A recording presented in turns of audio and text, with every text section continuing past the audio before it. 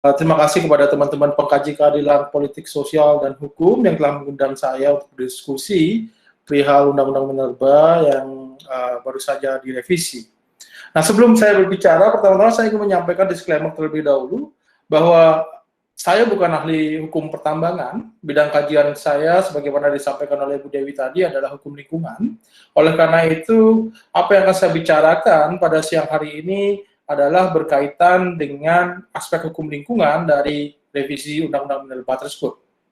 Jika nanti ada pertanyaan tentang hukum pertambangan atau bisnis proses pertambangan, saya memberikan kesempatan kepada Bapak Ibu yang lain untuk ikut merespon, karena sebenarnya saya juga ingin belajar bagaimana sebenarnya hukum pertambangan atau bisnis proses pertambangan ini bekerja, sehingga menghasilkan sebuah revisi seperti ini.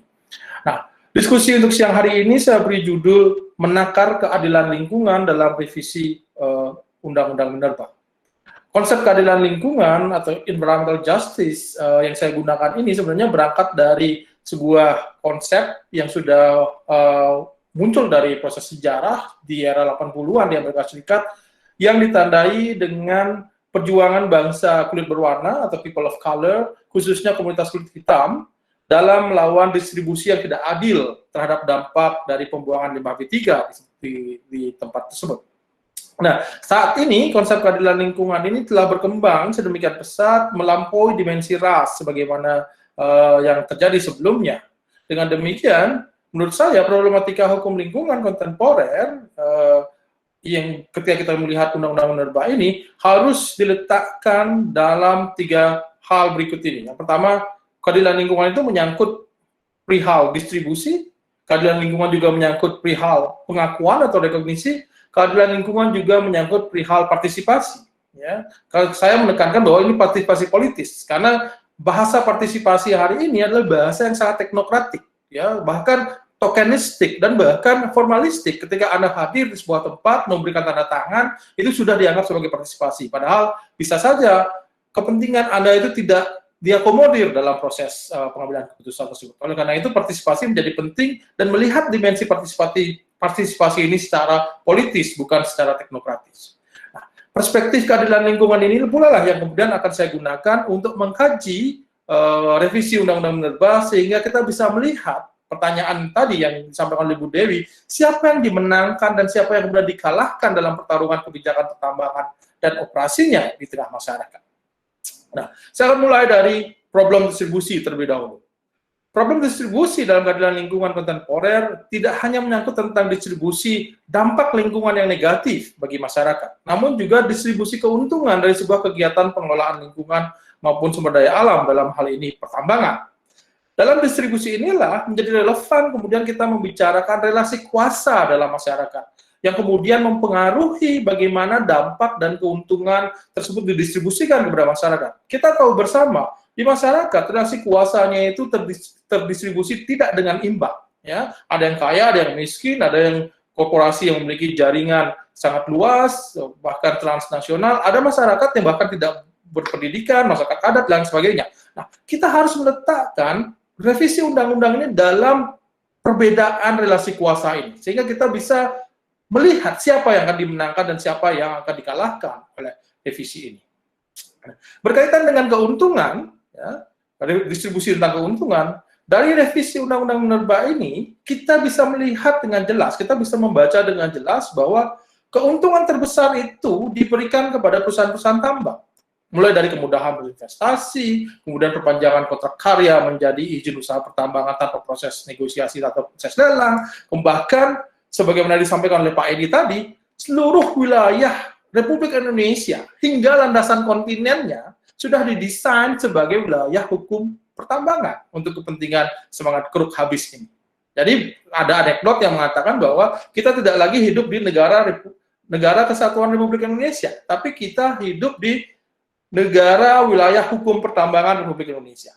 Karena semua pada prinsipnya ruang yang ada di teritori Indonesia ini bisa didesain menjadi wilayah hukum pertambangan. Kalau kita lihat definisi dari wilayah hukum pertambangan seluruhnya, ya, wilayah darat, laut, hingga landasan kontinen. Nah, selain itu, perusahaan tambang juga memperoleh jaminan bahwa wilayah konsesinya tidak akan diubah peruntukan ruangnya. Hal ini dapat dilihat misalkan dari pasal 22A, pasal 31A, yang menyebutkan bahwa kesesuaian dengan pemanfaatan ruang menjadi salah satu kriteria untuk menetapkan wilayah izin usaha pertambangan, wilayah izin usaha pertambangan khusus, dan wilayah izin pertambangan rakyat.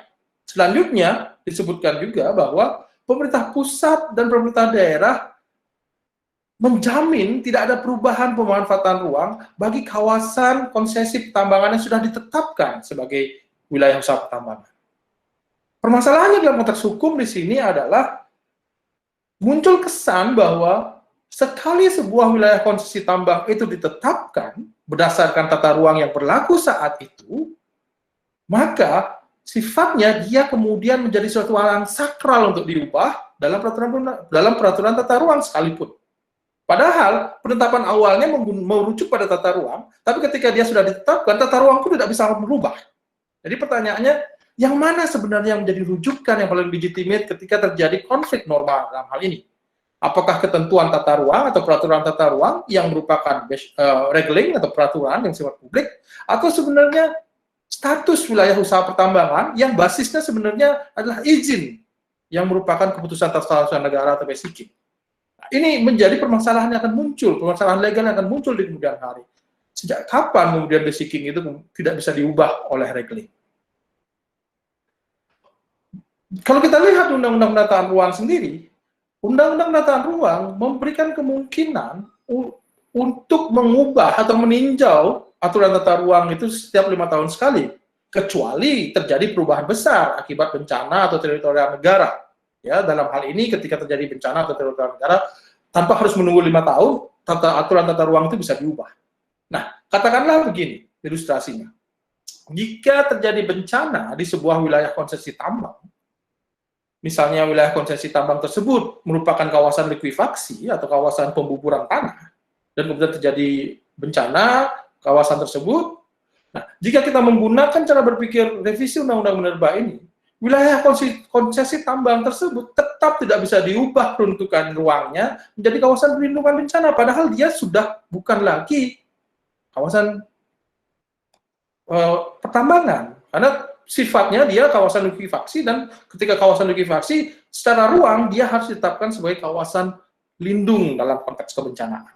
Nah, ini yang permasalahan yang bisa muncul di kemudian hari. Dan pertanyaannya kemudian bagi pembuat undang-undang, apakah memang logika hukum ini yang ingin dibangun sebenarnya? Dengan memberikan jaminan bahwa ketika itu ditetapkan menjadi wilayah tambang, undang-undang tata ruang pun tidak boleh mengubah. Ini kan kemudian menjadi pertanyaan.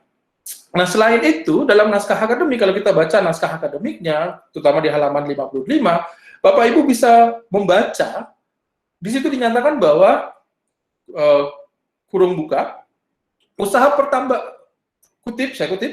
pertambangan mineral dan batu bara yang seringkali merugikan kepentingan masyarakat setempat, di mana masyarakat hanya menerima dampak negatif dan kegiatan pertambangan karena pejabat setempat memberikan izin tanpa sepengetahuan atau tanpa persetujuan masyarakat harus segera diatasi. Maksudnya adalah selama ini masyarakat sekitar tambang seringkali dirugikan, ya, hanya menerima dampak negatif. Hal ini disebabkan oleh ada pejabat yang mengeluarkan izin usaha pertambangan yang tidak mendapatkan persetujuan dari masyarakat dan bahkan tanpa sepengetahuan masyarakat. Namun kenyataannya kalau kita lihat dari revisi Undang-Undang Minerba ini, justru pihak yang memberi izin dan menyalahgunakan kewenangan ini dihapuskan dari ancaman pidananya. Jadi criminal liability bagi pejabat yang mengeluarkan izin itu hilang. Hal ini dibuktikan dari hapusnya pasal 165 yang tadinya mengancam setiap orang yang mengeluarkan izin usaha pertambangan, izin pertambangan rakyat, izin usaha pertambangan khusus yang bertentangan dengan undang-undang dan menyalahgunakan kewenangan dengan ancaman sanksi pidana 2 tahun. Sebaliknya, ya, ini ironisnya dan bahkan menurut saya sangat ironis. Sebaliknya, masyarakat yang kemudian dianggap mengganggu ini sangat subjektif tentu saja dan bisa diperdebatkan, yang dianggap mengganggu dan merintangi kegiatan usaha pertambangan berpotensi untuk dikriminalisasi melalui pasal 162 dan dengan dikuatkannya kembali pasal 162 ini. Singkatnya, revisi ini, ya, dari konteks distribusi justru menguatkan distribusi yang tidak adil atas beban dan keuntungan operasi tambang. Ya, di satu sisi perusahaan tambang diberikan keistimewaan, di sisi yang lain justru masyarakat kemudian diancam oleh kriminalisasi. Konteks yang kedua adalah problem rekognisi. Ya, rekognisi atau pengakuan seringkali menjadi permasalahan dalam pembuatan hukum. Nah, mengikuti Bonaventura de Sousa Santos, saya melihat bahwa pembuatan hukum atau lawmaking itu analog dengan pembuatan peta atau path map making. Dalam hal ini, pembuatan hukum sebagaimana juga pembuatan peta atau kartografi bukanlah sebuah aktivitas yang teknokratis, namun dia merupakan aktivitas politis yang ditentukan oleh perspektif dan kepentingan si pembuatnya tentang apa yang penting dan tidak penting untuk dimasukkan, baik dalam undang-undangnya maupun dalam peta tersebut. Nah, mereka di sini terlibat secara sadar dalam sebuah the politics of inclusion exclusion yang menentukan apa yang dia masukkan dan dia tidak masukkan tergantung dari perspektif dan kepentingan yang dia miliki. Kemudian bagi entitas yang tidak dimasukkan dalam peta, keberadaannya kemudian akan dianggap tidak penting, sehingga entitas ini dengan sengaja akan dihilangkan dalam peta maupun hukum. Konsekuensinya bahwa mereka tidak memiliki hak, bahkan mereka keberadaannya saja tidak dianggap, bagaimana kemudian bisa memiliki hak. Ya. Nah, dan juga pembaca dan penafsir peta atau hukum ini ya, juga akan menggunakan perspektif yang sama sebagaimana yang digunakan oleh pembuatnya. Kalau pembuat peta mengatakan bahwa sebuah kota tidak muncul di peta provinsi tertentu, tentu pembaca juga akan tidak bisa menemukan kota tersebut. Dan dalam konteks hukum juga akan sama, penafsiran yang akan muncul adalah penafsiran berdasarkan pada apa yang dibuat oleh pembuat undang-undang. Jika kita kemudian kaitkan dengan revisi undang-undang minerba, ya, dalam kesempatan pembahasan di DPR, Menteri SDM menyatakan bahwa saya kutip lagi, perubahan undang-undang minerba diperlukan untuk menjawab permasalahan pengelolaan pertambangan minerba saat ini dan masa mendatang. Kemudian dilanjutkan, serta yang terpenting memberikan kepastian hukum seluruh pemangku kepentingan di sektor pertambangan. Pertanyaannya kemudian, siapa pemangku kepentingan yang dimaksud? Katanya seluruh, tapi siapa pemangku kepentingan yang dimaksud dan pemangku kepentingan yang mana yang kemudian mau mendapatkan peranan dominan atau mendapatkan posisi dominan dalam perubahan undang-undang minerba ini. Kalau dibaca revisinya, kita mengetahui bahwa yang dominan adalah perusahaan tambang sekali lagi. Perlindungan terhadap masyarakat itu hanya dibahas di satu pasal saja, dan itu pun penuh dengan kualifikasi. Ini poin yang akan nanti saya akan elaborasi di bagian partisipasi. Ya. Nah, bagian partisipasi, sekali lagi ini adalah dimensi ketiga dari keadilan lingkungan adalah partisipasi. Dalam konteks hukum lingkungan, partisipasi itu seringkali merujuk pada Aarhus Convention 1998, yang mana partisipasi itu dinilai memiliki 3 pilar. Yang pertama, access to information atau akses informasi, dan kemudian participation in decision making atau partisipasi dalam pengambilan keputusan, dan access to justice atau akses keadilan. Menurut saya, partisipasi ini harus dimaknai baik secara positif maupun secara negatif. Karena menurut saya, partisipasi ini memiliki 2 dimensi. Partisipasi positif dan partisipasi negatif. Partisipasi positif adalah partisipasi untuk mendukung atau untuk terlibat dalam kebijakan, program, atau proyek pembangunan. Ya. Dan sebaliknya, partisipasi negatif adalah partisipasi untuk mengkritisi, bahkan menolak kebijakan, dan bahkan men-challenge kebijakan, program, atau proyek pembangunan. Ya. Nah, dalam konteks formal, anehnya, kaidah Aarhus Convention tidak diindahkan dalam proses perubahan undang-undang ini.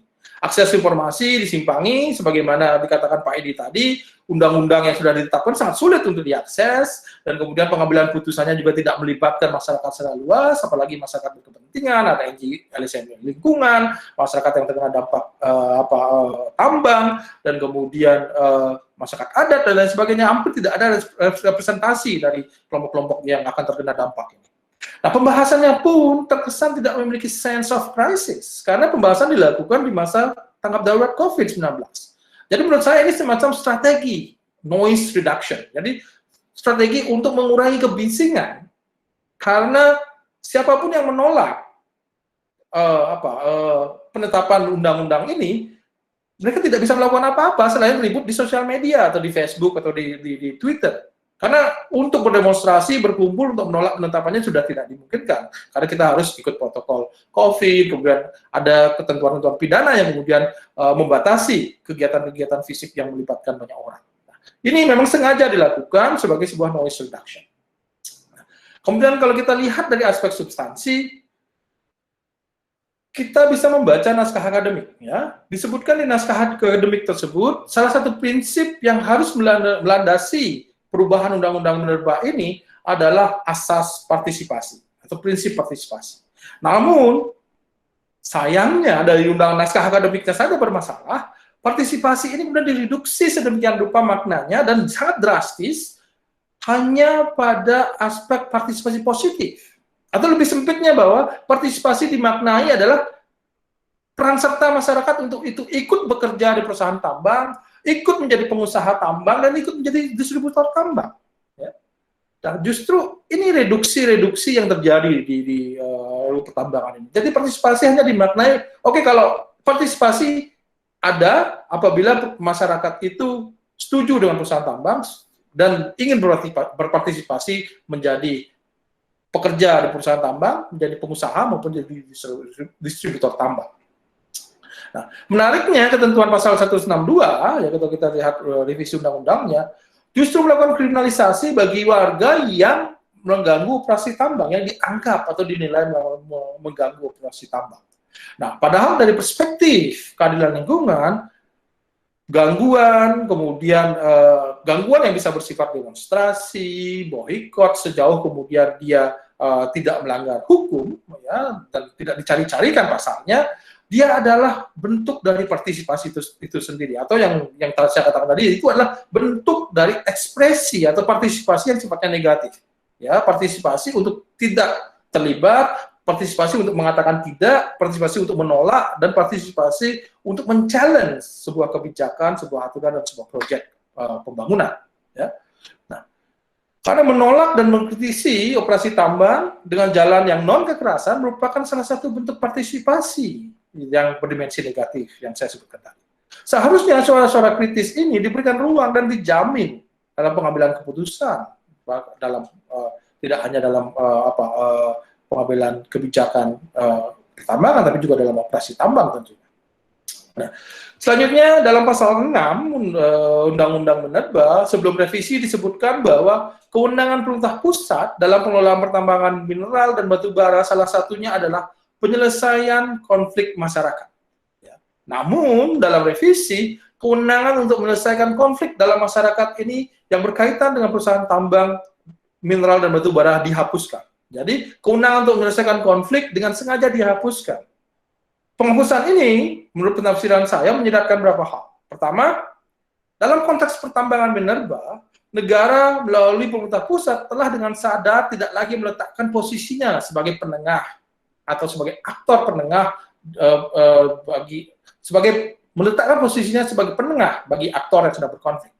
Padahal kalau kita lihat sifat atau karakter dari konflik minerba ini adalah konflik yang berdimensi struktural, yang mana ada relasi kuasa yang tidak seimbang antara aktor yang terlibat, antara masyarakat dengan perusahaan tambang. Ya. Penarikan diri dari kewenangan ini yang dilakukan oleh pemerintah pusat berarti melakukan pembiaran atas konflik yang terjadi, meski dalam prakteknya seringkali negara justru bukan netral, menarik diri dari masyarakat, tapi justru berpihak pada perusahaan tambang, sehingga hal ini menambah jomplangnya relasi kuasa, ya, dari aktor yang sedang berkonflik. Alih-alih menyeimbangkan relasi kuasa dengan mengangkat masyarakat, membantu masyarakat, tapi justru yang terjadi adalah menambah jomplang relasi kuasa ini dengan berpihak kepada perusahaan tambang. Nah, hal ini justru kontraproduktif dengan klaim bahwa revisi ini mengedepankan agenda asasi manusia, dan kita bisa lihat di pasal 10 dan konsiderannya yang menyatakan bahwa guna memberikan pelindungan terhadap masyarakat yang berdampak. Jadi ada hal yang kontradiktif di situ. Nah, penarikan diri atau penghapusan kewenangan untuk menyelesaikan konflik ini juga menyiratkan hal yang kedua, yakni perlindungan masyarakat hanya dicantumkan pada satu pasal saja, yakni pada pasal 145, di mana perlindungan ini ada dimaknai secara sempit sebatas pada pelindungan dalam konteks hukum perdata. Hal ini ditunjukkan dari bunyi pasal 145, Yakni kalau saya baca ayat 1, masyarakat yang terkena dampak langsung dari kegiatan usaha pertambangan berhak, huruf A, memperoleh ganti rugi yang layak akibat kesalahan dalam pengusahaan kegiatan pertambangan sesuai dengan ketentuan peraturan perundang-undangan, dan atau B, mengajukan gugatan melalui pengadilan terhadap kerugian akibat pengusahaan pertambangan yang menyalahi aturan. Padahal, konflik masyarakat dengan perusahaan tambang tidak semata-mata merupakan permasalahan perdata yang tujuannya hanya untuk mendapatkan ganti kerugian. Konflik ini bisa muncul dari konflik nilai. Bagaimana masyarakat melihat alamnya, melihat lingkungannya, melihat tanah wilayahnya, berbeda dengan bagaimana perusahaan tambang, pemerintah melihat sebuah bentangan hutan, sebuah bentangan alam. Ya, masyarakat melihatnya sebagai sebuah identitas, sebagai sesuatu yang sakral, sedangkan perusahaan tambang melihatnya, oh ada deposit batu bara yang kemudian kita harus keruk untuk kepentingan ekonomi. Nah, misal itu konflik juga bisa muncul karena konflik nilai, ya, misalnya berkaitan dengan wilayah adat yang disakralkan atau identitas kolektif masyarakat yang nilai-nilai ini yang sifatnya transendental, yang sifatnya identitas, tidak bisa begitu saja dikonversi dalam bentuk nominal uang. Mau mendapatkan ganti rugi yang apa? Gitu. Karena mereka tidak menuntut ganti rugi, mereka menuntut bahwa identitas mereka itu harus tetap mereka jaga. Karena tanah wilayah adalah media mereka yang berhubungan dengan leluhur mereka dan berhubungan dengan relasi mereka yang berikutnya. Jadi tanah wilayah mereka adalah titipan yang menghubungkan mereka dengan leluhur mereka dan hubungan mereka dengan generasi berikutnya. Jadi ini bukan urusan ganti rugi semata-mata, bukan hak wilayah, tanah wilayah ini bukan sebuah aset ekonomi yang kemudian bisa dengan mudah diberikan ganti rugi dan kemudian mereka berpindah, tapi ini ada urusan identitas, ada urusan kepercayaan dan lain sebagainya yang sangat kompleks nilainya. Nah, selain itu, kalaupun konflik tersebut memang berdimensi perdata, jadi saya tidak menutup kemungkinan bahwa ada konflik yang berdimensi perdata, hak atas tanah misalkan, yang bertujuan untuk memperoleh ganti rugi, dengan rumusan pasal 145, jelas terlihat kesulitan yang dihadapi masyarakat ya, dalam memperoleh ganti rugi. Karena mereka harus membuktikan bahwa kerugian mereka itu timbul karena kesalahan perusahaan dalam kegiatan pertambangan. Bayangkan masyarakat pedalaman tentu tidak memiliki kemampuan untuk melakukan pembuktian ini, ya, pembuktian atas kesalahan. Karena mereka tidak bisa masuk dan bahkan mereka tidak memiliki pengetahuan tentang bagaimana bisnis proses pertambangan untuk menyebabkan mereka kemudian menderita kerugian. Jadi beban pembuktiannya ada di masyarakat. Ya, kalau kita menggunakan pendekatan perdata itu tadi. Nah, pertanyaannya mungkin nggak masyarakat adat ini di dalam pedalaman Papua, di pedalaman Kalimantan Timur untuk membuktikan bahwa mereka menderita kerugian karena ada kesalahan perusahaan. Jadi itu suatu hal yang mustahil untuk dilakukan. Nah, dengan rumusan tersebut, saya juga menafsirkan bahwa strict liability itu tidak berlaku di sini, ya. Maka tidak berlaku strict liability dalam melindungi masyarakat yang terkena dampak langsung dari kegiatan pertambangan, karena mensyaratkan bahwa dampak negatif tersebut harus muncul akibat dari kesalahan atau akibat dari pengusahaan pertambangan yang menyalahi aturan, ya. Nah, dan ini juga sejalan dengan sebagaimana anjuran di RUU Cipta Kerja atau Omnibus Bill yang akan menghapuskan strict liability dengan menghilangkan frase tanpa kesalahan. Jadi ada upaya yang paralel untuk melumpuhkan strict liability ini. Padahal masyarakat sangat membutuhkan strict liability di mana masyarakat akan kesulitan untuk membuktikan bahwa kerugian mereka disebut dikarenakan kesalahan dari pihak tergugat. Nah, penafsiran ketiga adalah perlindungan tersebut dapat diperoleh dengan jalan negosiasi antara mereka yang berkonflik, antara masyarakat dengan perusahaan tambang, atau dengan mengajukan gugatan melalui pengadilan. Ya, karena mereka punya hak untuk mendapatkan ganti kerugian, haknya itu diperoleh melalui ya kamu urus sendiri negosiasinya dengan perusahaan tambang, atau kamu gunakan jalur pengadilan. Nah, dalam posisi kuasa yang tidak setara atau tidak seimbang ini, sebagaimana saya ceritakan di awal, antara pihak yang berkonflik, akan sulit menghasilkan keputusan atau negosiasi yang adil. Sedangkan negara di sini tidak hadir untuk menyeimbangkan relasi kuasa ini. Pilihan selanjutnya adalah menggunakan pengadilan. Pembuat undang-undang berasumsi bahwa pengadilan merupakan forum yang netral yang akan memutuskan berdasarkan fakta dan peraturan undang-undangan. Saya rasa itu hanya mitos. Nah, dan critical studies juga percaya bahwa itu mitos. Realisme hukum juga percaya bahwa itu mitos. Nyatanya bahwa pengadilan adalah arena pertarungan di mana kemenangan dalam pertarungan akan ditentukan oleh kapital. Ya, entah kapital ekonomi, financial capital, social capital, ya, atau cultural capital yang dimiliki oleh para aktor yang sedang bertarung ini. Dan juga ditentukan oleh paradigma hakim. Kalau di Amerika Serikat ada hakim yang memang berparadigma liberal, ada hakim berparadigma konservatif, ada hakim yang berparadigma progresif. Ini akan menentukan bagaimana putusan itu dihasilkan.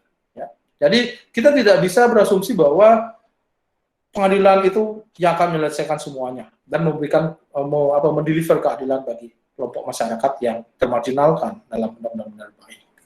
Nah, berdasarkan pada pemaparan tersebut, saya kemudian berkesimpulan bahwa dari perspektif keadilan lingkungan, revisi undang-undang minerba ini justru akan menambah kompleksnya permasalahan sosial dan lingkungan dari operasi pertambangan. Di satu sisi, perusahaan tambang diberikan keistimewaan sedemikian besar, di sisi yang lain, dan masyarakat hanya mendapatkan perlindungan perdata semata, dan itu pun akan sulit untuk memperolehnya. Nah, hal ini belum lagi juga potensi kriminalisasi yang semakin kuat, dan yang tetap dipertahankan dalam undang-undang ini, yang menunjukkan bagaimana watak industri tambang ini yang bertangan besi, dan didukung oleh perangkat koersif dari negara. Saya rasa saya berhenti sampai di situ, Bu Dewi, silakan. Terima kasih, Bapak Ibu sekalian.